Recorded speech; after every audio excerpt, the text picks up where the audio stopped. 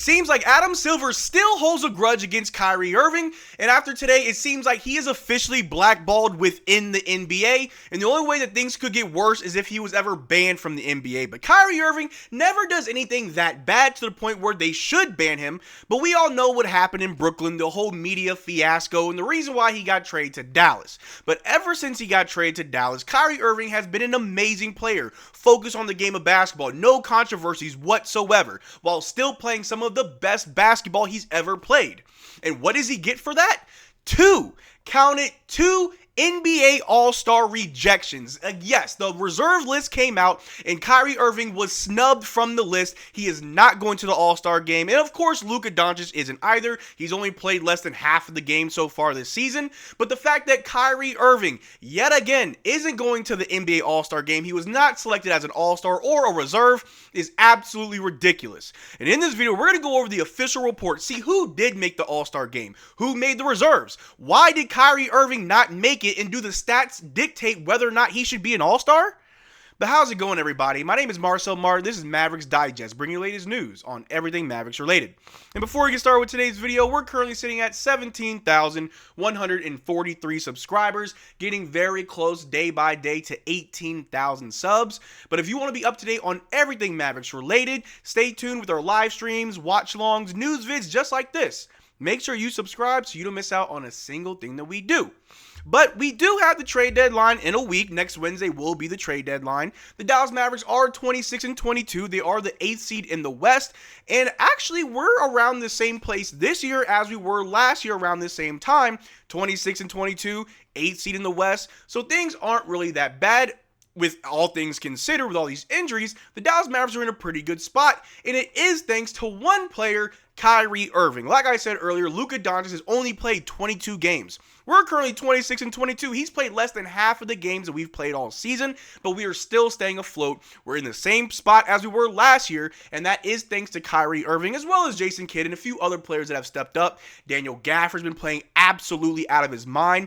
PJ, after yesterday's horrible first half, showed everybody that he can still flip that switch at a moment's notice and play like an all-star level player that maybe one day he will reach.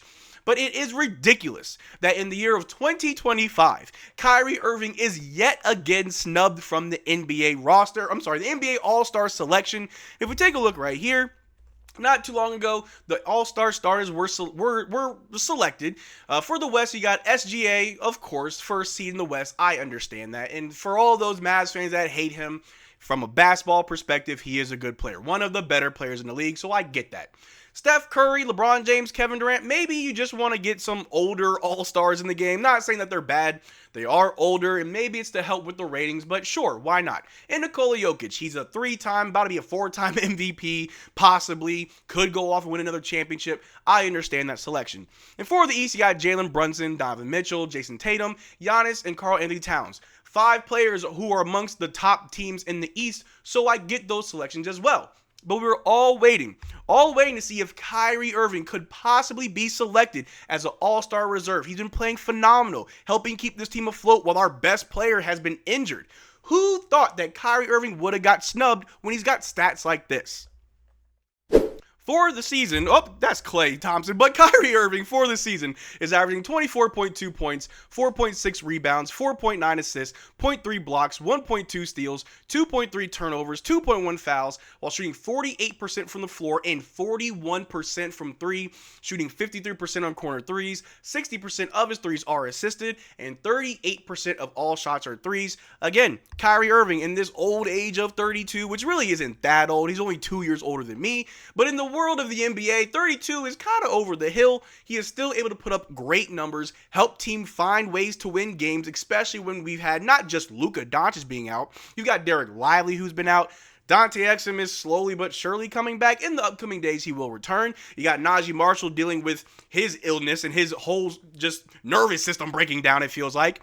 On top of the fact that Kyrie Irving himself has been out of the lineup dealing with back injuries, and he's still able to do this and not make the All-Star selection is absolutely ludicrous. There is some weird hidden agenda with Kyrie, and like I said, this obviously dates back all the way to when he was in Brooklyn.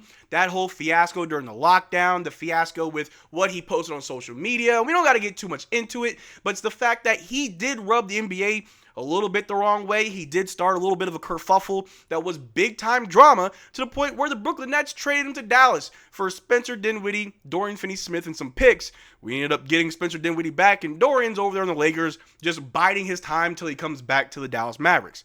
But who got selected over Kyrie Irving? Well, let's take a look here. Not too long ago, the 2025 West All-Star reserves were announced. You got Anthony Edwards, which I understand. Anthony Davis, okay. James Harden, questionable, but okay. Jaren Jackson Jr., sure. Alfred Sengun, he's playing great.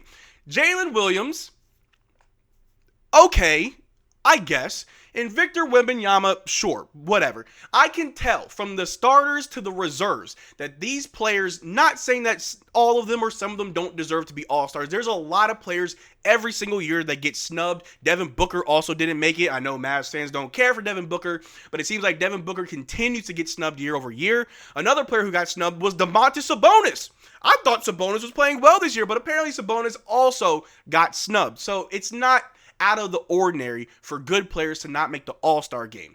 But it obviously feels like the NBA is trying to orchestrate the All-Star game to boost their ratings. There's been a weird talking point all season long that the NBA ratings are not where they should be and that they're actually going down. Some people argue it's because of the NFL. Once when the Super Bowl's over, the ratings go back. Sure, I totally get it. You can make that argument. But if you want to bring more eyes to the All-Star weekend, to the All-Star game, the one thing that's been actually dipping in viewership, why not get players that deserve to be there and not pick players who you think that people want to see? And I understand you got to find a balance. The NBA is a business all about making money, but some of those players I wouldn't want to go see. And I'm a huge Kyrie Irving fan. I'm also a huge Mavericks fan. This is Mavs Digest. So not seeing a single Mavericks player in the All-Star game wouldn't be a reason for me not to watch it. But it's the fact that there are certain players who did not make the All-Star game makes it harder for other fans of other teams or of other players to even care about the All-Star game.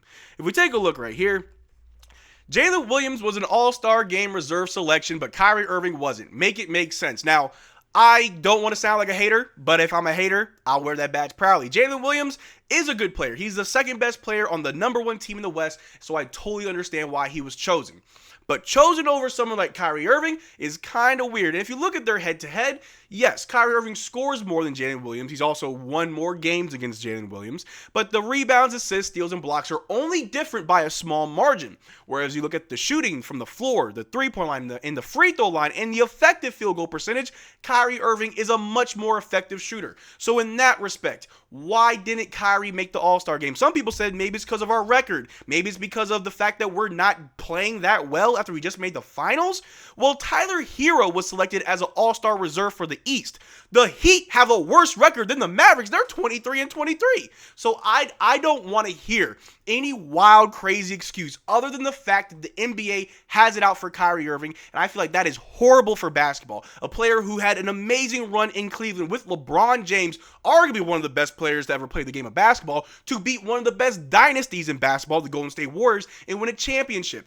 And although his journey after Cleveland was tumultuous, it wasn't the best journey. Going to Boston, having that whole thing happen, then going to Brooklyn, having that whole thing happen. But what about the redemption arc? What about Kyrie Irving's redemption in Dallas, where he helped the team the year after he got traded to go all the way to the finals? And even though we're in the same boat now that we were last year, where we're 26-22, 8th seed in the West, he's doing it with a bad back, and with Luka Doncic, who a lot of people would say is our number one best player, is currently injured. Why doesn't Kyrie Irving get the nod? It does not make any sense to me. And if we go back just over here, the Mavs are the only team with 25 plus wins and 0 All-Stars. Snubbed? I think so. Again, I understand Luka's hurt. He's injured. Yeah, he's not going to be able to make it. I understand. I'd much rather Luka just skip all of All-Star weekend, come back right after the end of it, healthy, ready to go. He's been dealing with injuries. Like I said, he's only played 22 games. But again, Kyrie Irving, maybe I'm a little bit biased. Call me biased, and it's cool. But I truly do believe that Kyrie Irving deserved an All-Star nod. He was fourth in the votes.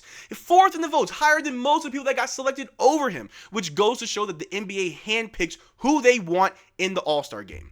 And take a look right here. Kyrie Irving has not been an All-Star since his final year in Brooklyn when everything went to shit. When everything just blew up for Kyrie Irving.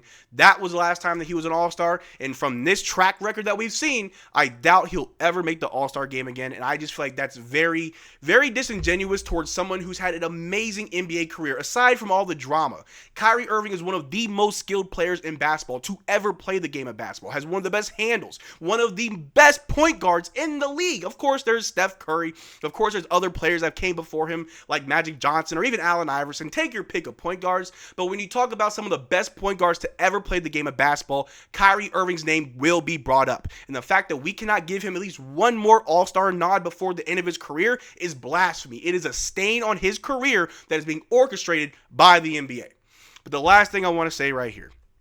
Mavericks are 26-22 after 48 games and currently 8th in the West. Dallas record after 48 games last season, 26-22, and they were the 8th in the West. The Mavs are in the exact same spot as they were last year when they went to the NBA Finals, which puts two things into perspective. One, things aren't as bad as they seem. I know a lot of people thought January was just a slugfest for us, which it was. With the tough matchups, with all the injuries, January sucked for the Dallas Mavericks. But we're in the exact same spot as we were last year. And the second thing is, it's being done by the hands of Kyrie Irving. Of course, he's been in and out of the lineup dealing with injuries and illness, but he has been our number one player since Luka's been out. He's been our number one guy keeping us afloat over the month of January. So again, why doesn't he get the nod? Things are good, Dallas Mavericks fans. We're going to be okay. Trade deadline in a week. Hopefully Nico cooks something up. I've heard Miles Turner name being floated around, but who knows what we do. But I just want to put this video out to say that Kyrie Irving deserved an All-Star selection this year, especially since he's been snubbed last year, the year before. This year should have gone to Kyrie Irving. But let me know what you think in the comment section down below. Who do you think Kyrie should have got over? Do you think he should have been over Jalen Williams, Victor Wembanyama, James Harden? Or do you think that Kyrie just did not deserve to be an All-Star? I can accept anybody's opinions. We could have a conversation about it in the comment section.